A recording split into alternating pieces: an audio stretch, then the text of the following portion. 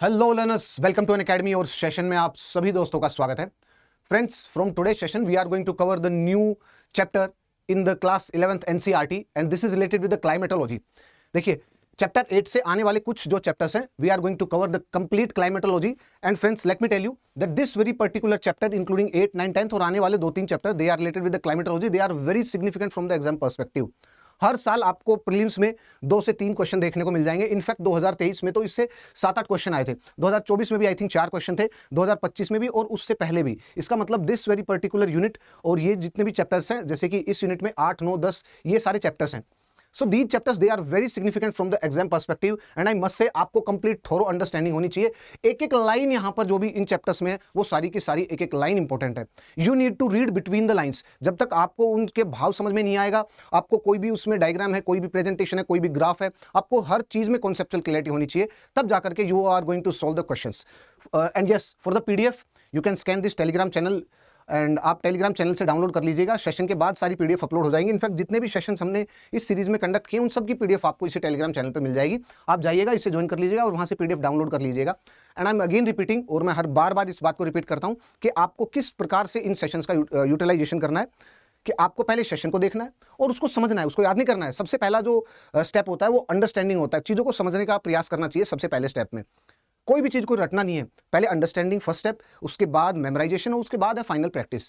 Please do not go for the practice. ये third step को पहला मत बनाइएगा एंड ये जो सेकंड स्टेप है मेमोराइजेशन, इसको भी पहला स्टेप मत बनाइएगा। पहला स्टेप आपका कंप्लीट अंडरस्टैंडिंग वाला ही होना चाहिए, not the memorisation, not the practice part. So right now we are at this very particular stage of the understanding. So यहीं पर ही फोकस करिएगा। नाउ चलिएगा फ्रेंड्स, देखिए, now before starting and the today's topic it is the composition and the structure of the atmosphere. Please do let me know the answer of this very particular question. Do we consider the mass of the atmosphere in the total mass of the earth? Very simple question, very straightforward question, yet very difficult to answer.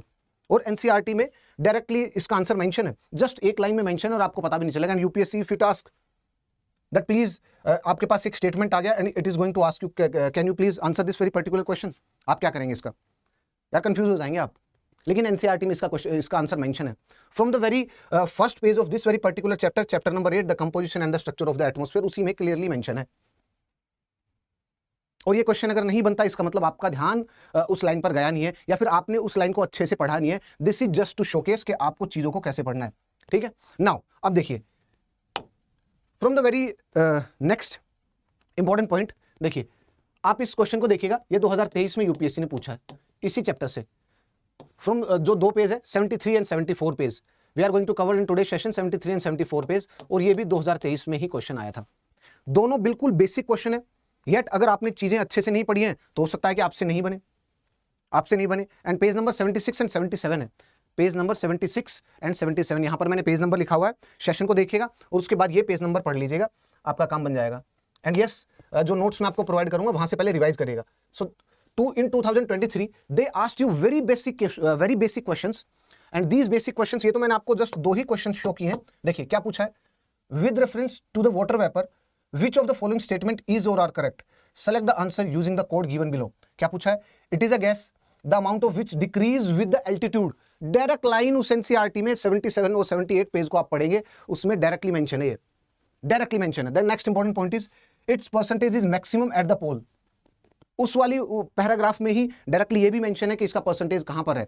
इसका मतलब जो latitudinal distribution of the H2O, the water vapour, वो भी उसमें mention है। Altitude के साथ variation, जैसे आप हाइट में when you move up in the atmosphere from the surface of the earth, how the water vapour, how the amount of the water vapour, the composition, how it changes, उसमें mention है। उसमें ये भी clearly mention है कि जैसे आप equator से पोल की तरफ जाएंगे तो वाटर वेपर की जो कॉन्सेंट्रेशन है उसमें कैसे बदलाव आएगा, कैसे चेंज आएगा, ये भी डायरेक्टली मेंशन है।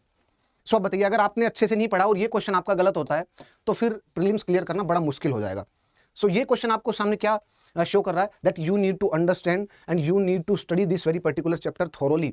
आपको कोई भी चीज इट सीम्स लाइक यार ये चीजें तो नॉर्मल है, बट जब आप क्वेश्चन करने बैठेंगे तो कंफ्यूज हो जाएंगे। क्यों? क्योंकि आपने पढ़ते टाइम उसको अच्छे से with full focus, with 100% concentration आपने उसको पढ़ानी है, ठीक है। नाउ आगे बढ़ते फ्रेंड्स, देखिए एक और क्वेश्चन को देखते हैं उसी ईयर के, जैसे कि कंसिडर द फॉलोइंग स्टेटमेंट 1, और उसके बाद ना आप डायरेक्ट ये पढ़िएगा, इसको पढ़ने के बाद डायरेक्ट ये पढ़िएगा, क्वेश्चन में मिस्टेक्स कम होती है। क्या पूछा है, करेक्ट स्टेटमेंट, करेक्ट पूछा इसमें, the atmosphere is heated more by the incoming solar radiation than by the terrestrial radiation, directly पहले पेज में मेंशन है, डायरेक्टली। उसके बाद statement second, the carbon dioxide and the other greenhouse gases in the atmosphere they are good absorber of the long wave radiation. ये भी आज का जो सेशन में आपको पढ़ाऊंगा उसमें सारी चीजें होंगी। सो व्हाट इट मीन्स आपको चीजें अच्छे तरीके से करनी है, ठीक है। My job is not just to tell you कि भाई इसका आंसर क्या है और आप इसका आंसर करिए, मैंने आपको इसका आंसर बता दिया टिक लगा करके, नहीं भाई इसका आंसर ये है, नहीं भाई, पहले चीजें सारी पढ़ेंगे और उसके बाद डिकोड करेंगे कि ये क्वेश्चन कैसे सोल्व होने थे सारे के सारे, ठीक है। चलें आगे, I think things are clear. चलिएगा अब हम आगे चलते हैं सेशन में। सबसे पहले let me provide you the answer of this very particular question. The answer is yes, the answer is a big yes, yes it is included, yes it is included in total mass, it is included in total mass of earth, included in the total mass of the earth। ये NCERT में directly mention है। चलें आगे। Now the next important point that is mentioned in the NCERT, the very first page of this very particular chapter, that 99% of total weight of the atmosphere or mass of the atmosphere, weight of the atmosphere, it is just confined up to 35 kilometer of the thickness of the atmosphere or 32 kilometer, that's all, 32 kilometer। so आपसे ऐसे question नहीं पूछेगा, no, if any of the civil service exam, be it UPSC, be it state PCS, if it is going to ask you this very particular question, how it is going to ask? It is going to ask you the mass of the atmosphere, it is distributed till the 100 kilometer of the height of the in the atmosphere uniformly, the mass is distributed uniformly up to 100 kilometer of the height in the atmosphere। बताइए, ऐसे पूछेगा वो direct कभी नहीं पूछेगा। जो ये NCERT का जो स्टेटमेंट है वो डायरेक्ट नहीं पूछेगा, वो कान को इस प्रकार से नहीं पकड़ेगा, वो ऐसे पकड़ के आपसे चीजें पूछेगा। सो देखिए वो आपको, अगर if you know this very particular statement and if you know the meaning of this line, आप उस वाले जो मैंने आपको स्टेटमेंट बताया उसको सुनते ही या देखते ही आप उसको पढ़ते ही आप उसको कैंसिल कर देंगे, नहीं यार ये तो गलत है। Because why? Because 90% of the weight of the atmosphere, it is confined just up to 30 kilometer, 35 kilometer in the atmosphere, height in the atmosphere, that's all। So 32 kilometer, that 99% of the total weight of the atmosphere, it is confined, it is confined up to 30 kilometer of the atmosphere, confined up to 30 kilometer of height, 32 kilometer of height, 32 kilometer of the height in the atmosphere, 32 kilometer of the height in the atmosphere। and I told you directly कभी नहीं पूछने वाला आपसे, it is going to ask you indirectly, और वो किस तरीके से पूछेगा I just shown you। now आगे की तरफ चलते हैं, ये दो इंपॉर्टेंट चीजें नोट डाउन कर ली। now the next important point is the composition of the next important point is the composition of the gases in the atmosphere, the composition of gases in atmosphere, the composition of gases in atmosphere।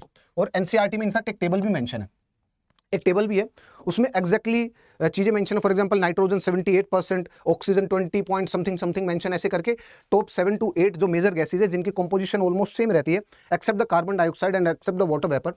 And in fact the carbon dioxide composition it is changing owing to the anthropogenic activity, हमारे कारण ही, और जिसके कारण global warming का impact है।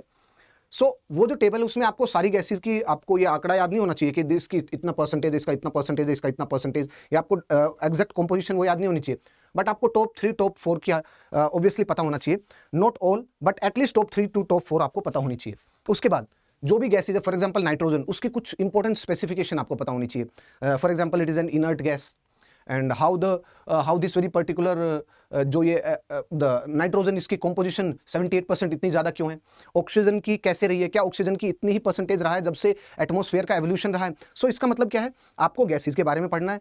In the composition of the gases in the atmosphere you need to understand about the composition of the gases of the atmosphere. उसके साथ साथ आपको थोड़ा गैसेज के बारे में पढ़ना है, उसके साथ साथ एवोल्यूशन ऑफ द एटमॉस्फेयर भी ग्रेजुअली इसी के साथ साथ कंप्लीट करना है। Though it is not mention in the NCERT but still we need to understand, we need to understand because mainly to clear our concepts। आगे चले, क्योंकि डायरेक्टली और indirectly they are going to ask you the question from that. आगे चलें। Now देखिएगा what is mention in the NCERT, the table is for example here it is the gases, or here it is the percentage, here it is gases, here it is percentage. Now let's see.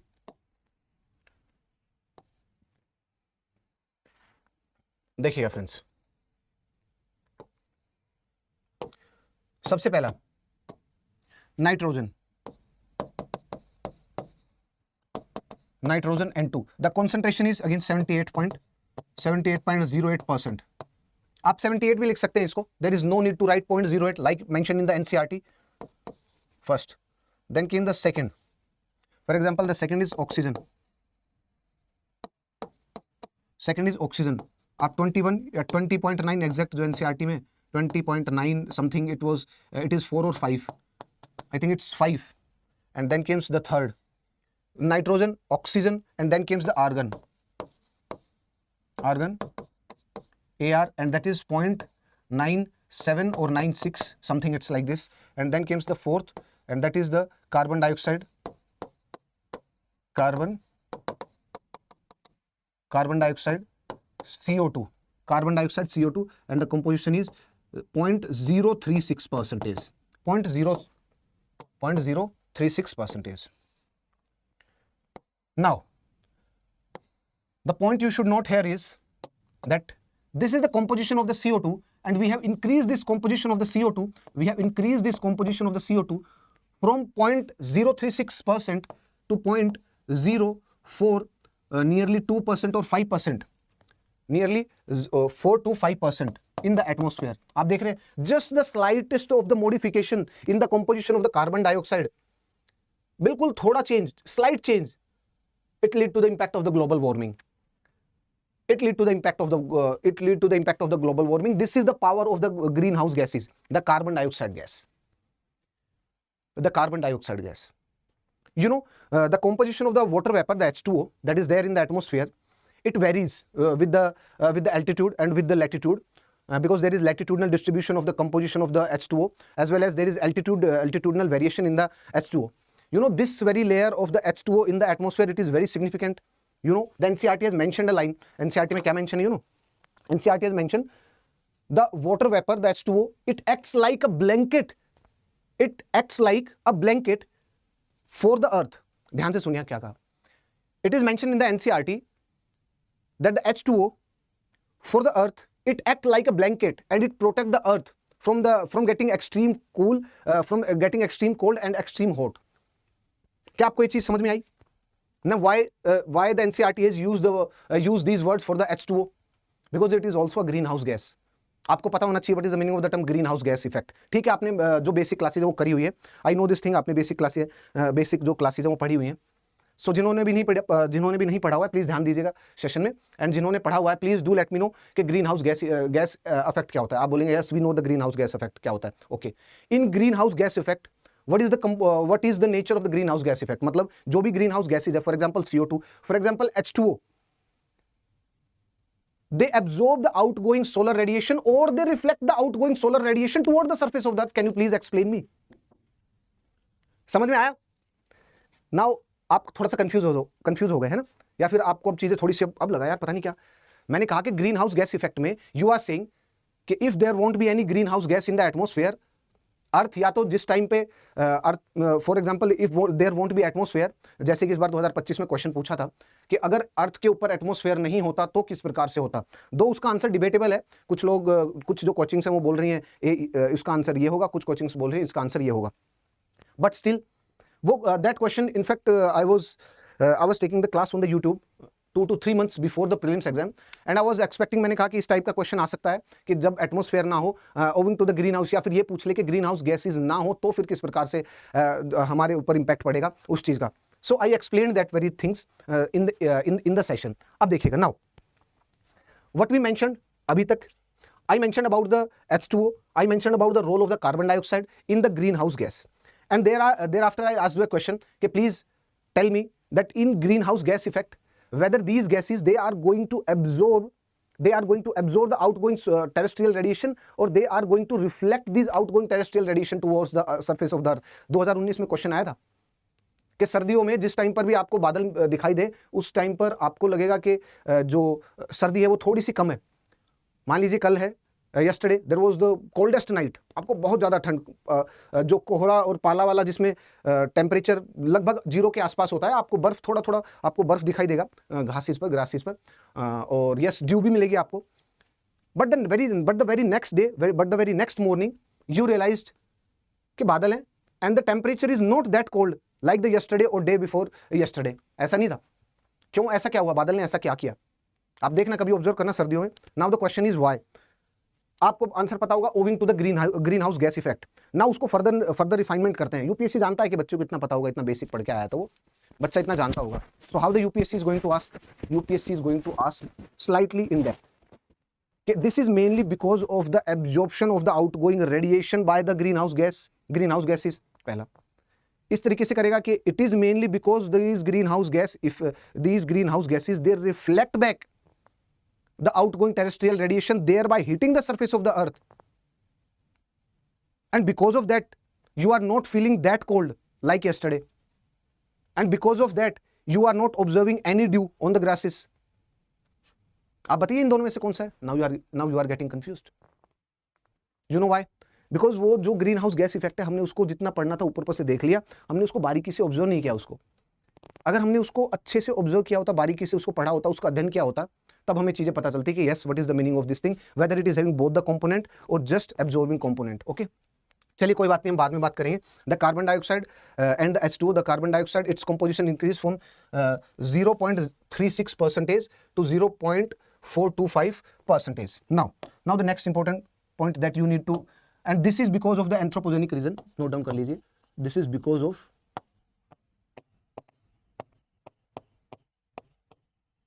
anthropogenic reason or activities. This is because of the reason or the anthropogenic activities. यहां तक स्पष्ट, clear?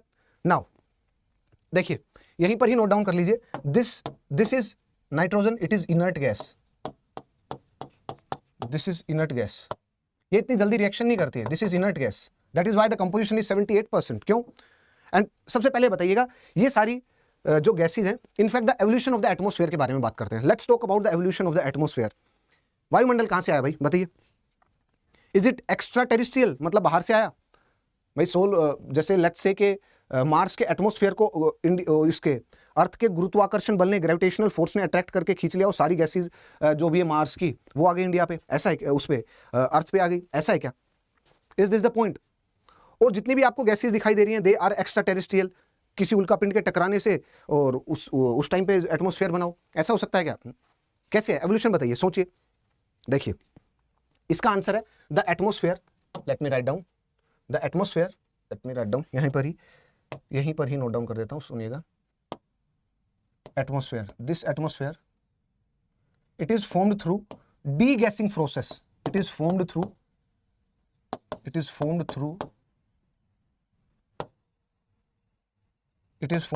de-gassing process during volcanic activities. It is formed through de-gassing process during volcanic activities. Now what is the meaning of the term de-gassing process? देखिए, you know, earth is trying to cool itself and the maximum heat is there inside the core and inside the interior of the earth. Now through the convection current, and we have studied the convection current, वो हमने पढ़ा है, and through these convection current earth it is getting cool. and देखिए, outer core, inner core and thereafter mantle and thereafter crust. So outer core और inner core का जो junction point है, वहां से जो convection current they are getting their energy, they are generating from this very particular region because of the heat during the formation of the earth, the presence of the heat from the origin of the earth. उसके साथ साथ because of the radioactive decay of the element, these convection cell which are formed, they are trying to carry the energy from the core, from the outer core towards the earth crust, like the convection. जैसे आपको कोई भी चीज गर्म करनी है, so you are not directly, let's say you are not directly putting the fire. Now the air is above this, it is getting heat up. Now this is carrying the heat. अब ये जो heat carry कर रही है, इससे ये चीज गर्म हो रही है। Now this is getting heat up. Okay, so this is the process of the convection. Where the air it is transporting the heat. Things are clear? Okay, now like this the convection cell we have studied, what they are doing, वो क्या कर रहे हैं, वो पृथ्वी के आंतरिक भाग से जो भी हीट है उसको ट्रांसफर कर रहे हैं टुवर्ड्स द सरफेस, और इस प्रकार से अर्थ क्या कर रही है, धीरे धीरे ठंडी हो रही है, कूल हो रही है। Now and one of the part of this very particular process is the volcanic activity, volcanic eruption. भाई प्लेट के चलने और उसके कारण ही, the movement of the plate at the interaction of the plate, इसी के कारण तो वोल्केनिक इरप्शन है ना। हॉटस्पॉट इरप्शन कहां से है? They are from the very junction of the mantle and the outer core, that is why the lava is very fluidic. So in with these two processes, जैसे hotspot हो गया volcanic eruption, the earth is getting cooled, वो ठंडा हो रही है, and the day earth completely the core of the earth it get cooled. इसका मतलब उस टाइम पर समझ लीजिएगा अर्थ का जितनी भी एज थी वो समाप्त हो चुकी है अब, बिकॉज अर्थ बिल्कुल ठंडी हो चुकी है ना, अब वहां पर कोई भी ज्वालामुखी गतिविधियां कुछ भी नहीं होने वाली, अब उसमें कोई भी जो इंटरनल एक्टिविटीज थी वो दे ऑलमोस्ट कंप्लीटली स्टॉप। अब सुनिएगा, now from the very beginning, 400 crore साल पहले से 400 आई थिंक यस 400 करोड़ साल पहले अर्थ का निर्माण हुआ, अर्थ का फॉर्मेशन। उसके बाद जैसे जैसे you are looking into the geological time scale, जैसे जैसे टाइम स्केल को आप देखेंगे 250 करोड़ साल पहले एंड 200 करोड़ साल पहले एटमॉस्फेयर का एवोल्यूशन होना स्टार्ट हुआ। The first stage of atmosphere was formed, but the first stage of the atmosphere was composed of the helium and the hydrogen gases, and that was owing to the degassing process. पृथ्वी के आंतरिक भाग से starting में the crust was there, उस time पर जितना complete था, आपको ये जो मेंटल है it was also the fluidic, जो ये जैसे like the outer core it was also fluidic and it was very hot molten lava. उसके बाद धीरे धीरे ये कूल और ठंडा होना स्टार्ट हुआ through the volcanic regular volcanic activity, through the degassing process, and the first stage of the atmospheric जो वो है गैसेज दे केम अप, और वो कौन सी थी? Hydrogen and helium. एंड वो उन्होंने सबसे पहला एटमॉस्फेयर बनाया, और एटमॉस्फेयर में जो हाइड्रोजन और हीलियम थी ओविंग टू देयर मास, ये सबसे ज्यादा हल्की है। सो गुरुत्वाकर्षण जो बल था अर्थ का वो उसको होल्ड नहीं कर पाया, सो वो एटमॉस्फेयर से बाहर निकल के आउटसाइड उसमें सोलर सिस्टम में चली गई, स्पेस में हाइड्रोजन और हीलियम। सो फर्स्ट जो स्टेज ऑफ द एटमॉस्फेयर था which was composed of the hydrogen and helium gone, now came the second stage. उसके बाद फिर से रेगुलर डीगैसिंग प्रोसेस, ज्वालामुखी एक्टिविटी और गतिविधियां होने लगी। उसके बाद अलग अलग गैसेज जैसे कि SO2, CO2, ये गैसेज फिर से आनी स्टार्ट हुई, नाइट्रोजन, ये गैसेज, इन्होंने क्या हुआ? Second stage of the atmosphere का निर्माण किया, second stage of the atmosphere. Now इसी दौरान जो बायोलॉजिकल एक्टिविटीज थी, एनारोबिक एक्टिविटीज हो गई, और इकोलॉजिकल सक्सेशन में when you study about the ecological succession of the plant species अलग अलग, then you come to realize के सबसे पहले लाइकन्स, मोसिस, जो ऐसी जो चट्टान होती है, आपने देखा होगा कि चट्टान है लेकिन उस पर कुछ हरी हरी आपको ऐसा दिखाई देगा जैसे काई सी हो, एल्गी टाइप से आपको दिखाई देगा। तो कई जगह पर इनको बोलते हैं लाइकन्स एंड मोसिस। इनसे एवोल्यूशन हुआ ग्रासेस का, फिर उनसे एवोल्यूशन हुआ फिन्स एंड थॉर्न्स का, फिर उसके बाद एवोल्यूशन हुआ ट्रीज का। तो इसका मतलब this is called as the ecological succession of the ecosystem and including the tree. ये मैंने आपको ट्री का बताया। इसके थ्रू क्या हुआ कि जो कार्बन डाइऑक्साइड की कंपोजिशन थी वो कम हुई और ऑक्सीजन की कंपोजिशन बढ़ी। So when the process of the photosynthesis start, when the biological activities increase, उसके बाद जो third stage of the atmosphere वो इवॉल्व हुआ। So we talk about the first stage of the atmosphere, we talked about the second stage of the atmosphere, then we talk about the third stage of the atmosphere. So atmosphere ऐसे evolve हुआ है। Things are clear friends? So कैसे बना? This is formed through the degassing process. The atmosphere, it formed through the degassing process. This is important, degassing process. यहां तक चीजें स्पष्ट clear? अब हम आगे चलते हैं। Now the composition of the inert gas, it is highest because why? Because nitrogen ने कभी पार्टिसिपेट ही नहीं किया स्टार्टिंग से, from the very beginning of the degassing process। Nitrogen gas तो आउटसाइड वो उसमें वोल्केनिक एक्टिविटी से इरप्ट हो रही है ना, आउटसाइड आ रही है ना, बाहर आ रही है वोल्केनिक एक्टिविटी से, वो तो वायुमंडल में इकट्ठी हो रही है ना, उसकी कॉन्सेंट्रेशन इंक्रीज हो रही है। क्यों? Because nitrogen it is an inert gas, nitrogen एक इनर्ट गैस है। अब देखिएगा oxygen, it is mainly through the biological activity, it is mainly through the biological activity, just a minute friends, increased concentration through photosynthesis, increase the concentration because of the photosynthesis, and this is very useful in the combustion.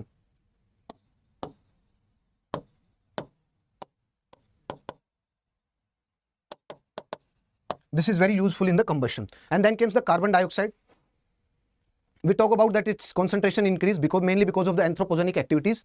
And now let's next point note down करते हैं friends। देखिएगा, first of all let's talk about the CO2 gas. कुछ important gases के बारे में बात करते हैं। Let's talk about the CO2 gas. The first important point about the CO2 gas is that The first important point about the CO2 gas is that it is a meteorologically important gas.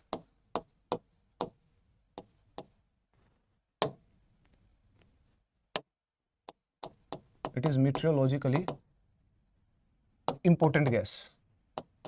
It is meteorologically important gas. Now, for what purpose it is important? Because it's a greenhouse gas effect.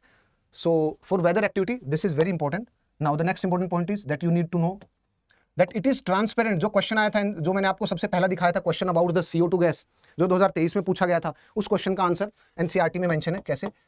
This very particular gas, it is transparent to this very particular gas, it is transparent to the incoming, it is transparent to incoming solar radiation, incoming short wave, ये short wave, long wave सारी चीजें समझाऊंगा, सुनिएगा. They are transparent to the incoming short wave radiation, but they absorb,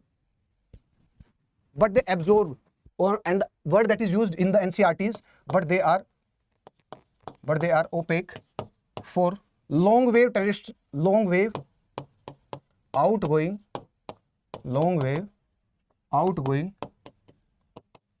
terrestrial radiation.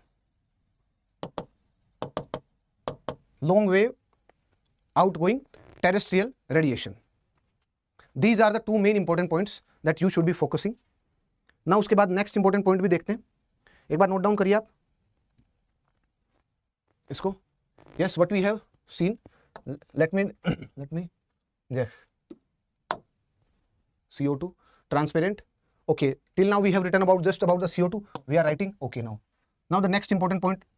Let's write down one more important point related to the CO2, the meteorological important gas. It is done. Now this is greenhouse gas effect. This is a greenhouse gas. This is a greenhouse gas. Yes, this is a greenhouse gas. And the meaning of this, it absorb a part of it. It absorb a part of the radiation which is outgoing. It absorbs a part of outgoing radiation, and it also reflect as well. Reflect a part of outgoing radiation. Reflect a part of the outgoing radiation. Now important gases में these three are main important gases जो आपको ध्यान रखनी है. For example, the nitrogen, oxygen and the carbon dioxide. Thereafter let's move toward the water vapor. Let's move towards the water vapor. In the composition of the atmosphere, let's move towards the water vapor. Let's move towards water vapor. So what we are writing down, that atmosphere consists of what? It consists of the gases. So have written the composition of the gases, and thereafter we are going to talk about H2O, and thereafter finally the first we are going to talk first we talk about the gases, then we are going to talk about the water vapor, and in the third we are going to talk about the dust particle. We are going to talk about the dust particles.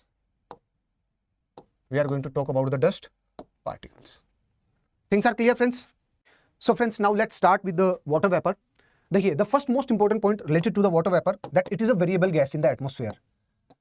It is a variable gas in the atmosphere.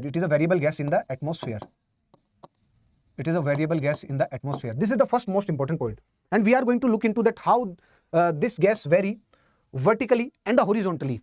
Horizontally means in the space. As we move from the equator towards the pole, कैसे जो water vapor की जो concentration है ये increase हो रही है या decrease हो रही है, constantly increase या decrease हो रही है, we are going to look into. और जैसे as we move in the atmosphere, from the surface of the earth or up in the atmosphere, how the concentration it is going to change. We are going to just look into the general change कि वो increase हो रही है या decrease हो रही है. NCERT में केवल इतना ही मेंशन है. एंड यस देखिए, इसी से रिलेटेड कनेक्ट करके क्वेश्चन पूछा जो स्टार्टिंग में मैंने आपको दिखाया था. देखिए उसको सोल्व करने से पहले let's write down few more things.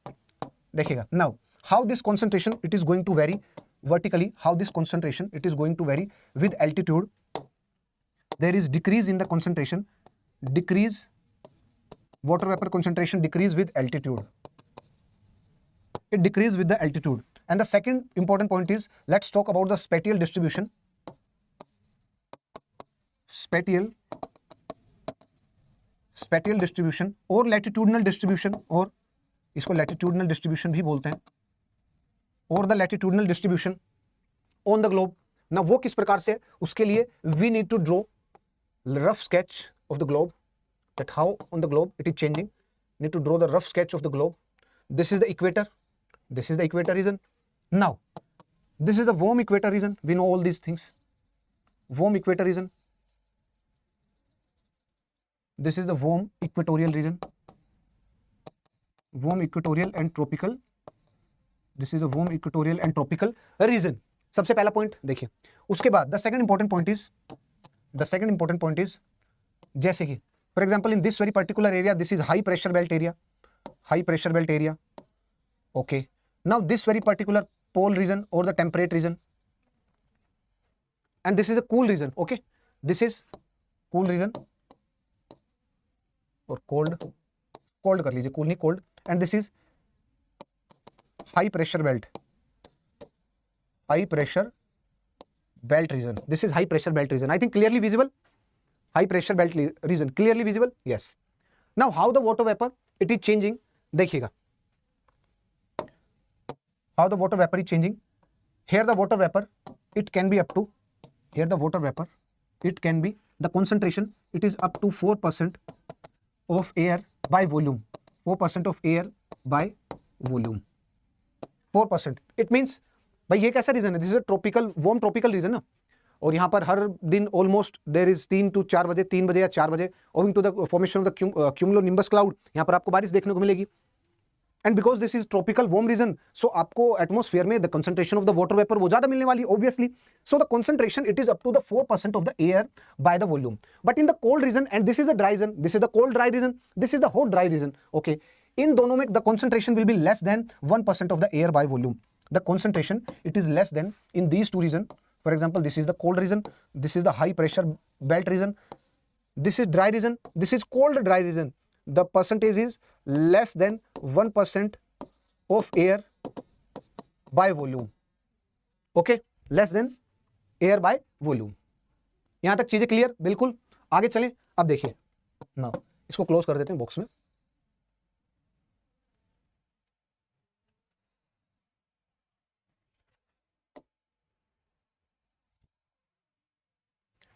बिल्कुल क्लियर. आगे चलें. यस क्लियर है. चलिए आगे चलते हैं. नाउ वाटर वेपर के बारे में there are few more things which you need to understand. सबसे पहले NCERT has mentioned that water vapor it acts as a blanket. देखिए इस बार क्वेश्चन पूछ लिया ना कि if there won't be the atmosphere, अर्थ का जो टेम्परेचर है वो कैसे होगा throughout the surface of the earth, वो किस प्रकार से. This question it is related with this. क्या डायरेक्ट पूछा क्या उन्होंने? नहीं, इनडायरेक्ट पूछा ना. इसका मतलब they are going to ask you the application part, prelims में भी और मेंस में भी. प्रीलिम्स में भी you are going to clear only when you are complete and thorough with the factual part, with the conceptual part. और पहले conceptual part समझेंगे फिर आपका फैक्ट का जो पार्ट है वो स्ट्रॉन्ग होगा. ये कभी ऐसे नहीं होता कि पहले आप फैक्ट पढ़ेंगे फिर कॉन्सेप्ट पढ़ेंगे. नहीं, पहले कॉन्सेप्चुअल पार्ट स्ट्रॉन्ग होगा, फिर उसके बाद फैक्चुअल पार्ट भी अपने आप धीरे धीरे स्ट्रॉन्ग होता चला जाएगा. क्यों? क्योंकि आपको फैक्ट फिर याद होने स्टार्ट हो जाएंगे. Now there is a conceptual backing to your factual memory. Okay, now it act as a blanket allowing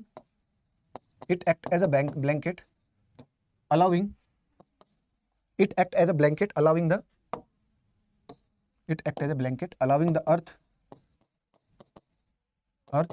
to warm itself or maintain the heat, allowing the warm itself and to maintain the heat, because neither to become too cold and neither become too hot.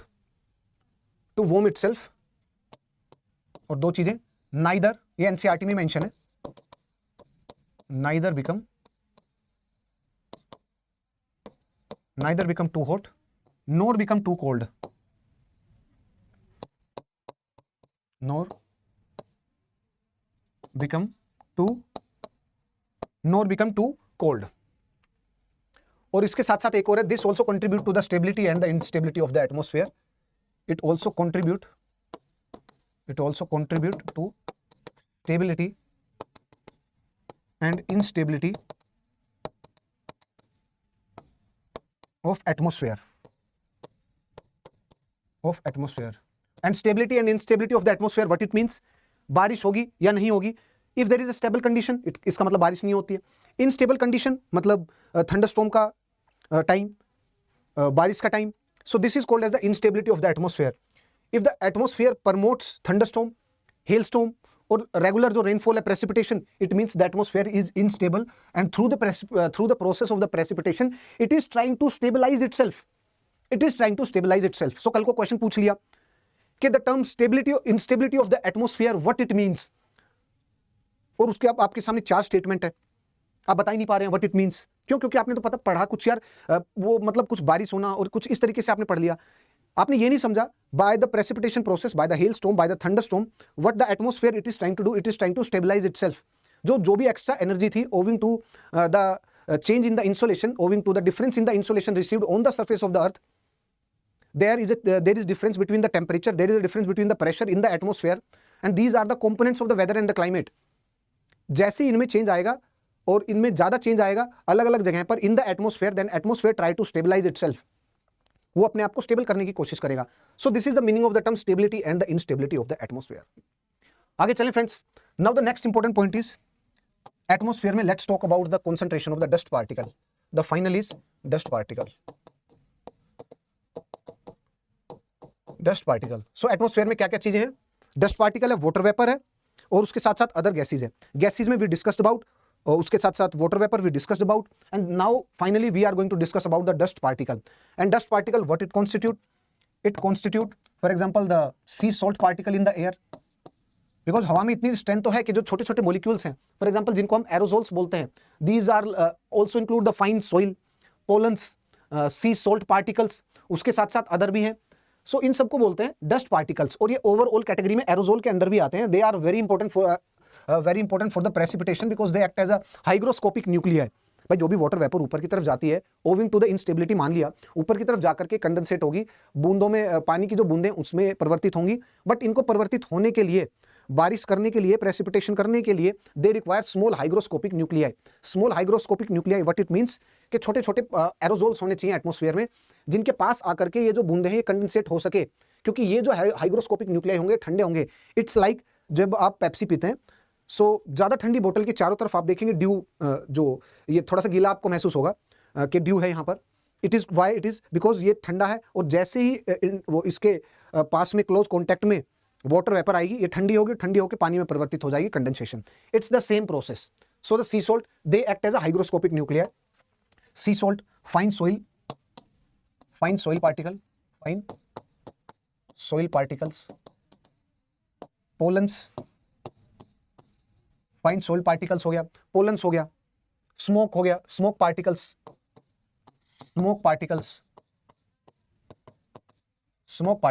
Etcetera. So dust particle includes all these things. आगे चलें।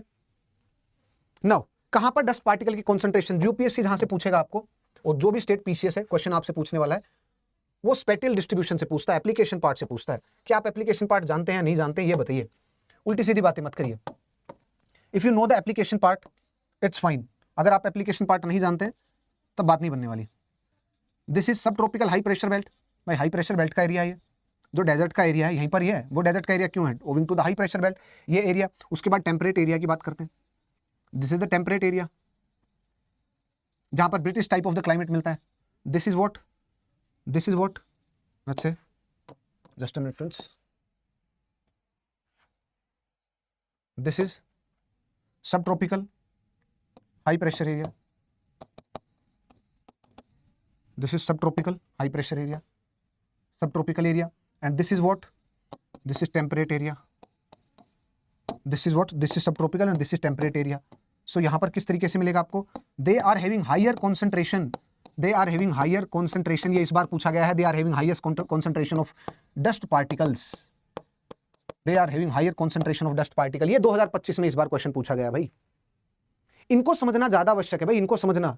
And this is due to the presence of the dry winds, this is due to the presence of the high pressure belt, this is owing to the presence of the high dry winds. देखिए भाई दिल्ली में जैसी सर्दियां start होगी नवंबर में, नवंबर के and में, in fact आप नवंबर के स्टार्टिंग में ही और दिसंबर तक, दिसंबर के शुरुआत में there is a problem of the smog.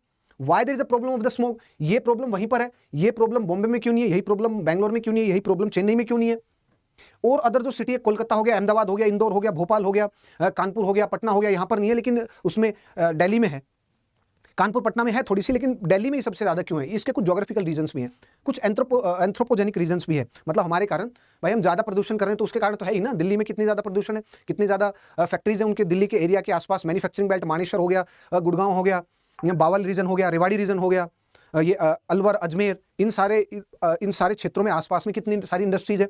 सारा पोल्यूशन इकट्ठा होकर के कहाँ जाएगा, सारा जो जितना भी पोल्यूशन है वो इकट्ठा कहाँ होकर के आएगा, सारा पोल्यूशन जो है इकट्ठा होकर के यहीं पर ही आएगा, दिल्ली में ही। उसके साथ साथ यहीं इसी एरिया में सर्दियों में हाई प्रेशर बनता है, सो हवाएं आ गई यहां पर लेकिन स्टक हो गई, owing to the high pressure, कहीं जा ही नहीं पा रही है, so this lead to the formation of the fog. खत्म बात, यही तो मेन रीजन है उसका, और क्या है। सो देखिए जहां पर भी हाई प्रेशर होगा, सब ट्रॉपिकल में हाई प्रेशर है, टेम्परेट एरिया में क्योंकि ठंडी कंडीशन है, there is a higher concentration of the dust particle, there is higher concentration of the dust particle, and what this lead to, so there is a presence of the dry wind, यहां पर concentration dust particle का ज्यादा मिलेगा, and these dust particle they are also act as a hygroscopic nuclei, यहां पर note down कर लीजिए, they also act as a hygroscopic nuclei, hygroscopic nuclei for rainfall, and this is owing to what, this is owing to the dry winds, the presence of dry winds, presence of dry winds। Okay friends, so चलिए friends आज के session में दोस्तों इतना ही, मिलते हैं किसी next session में, टिल देन जय हिंद फ्रेंड्स।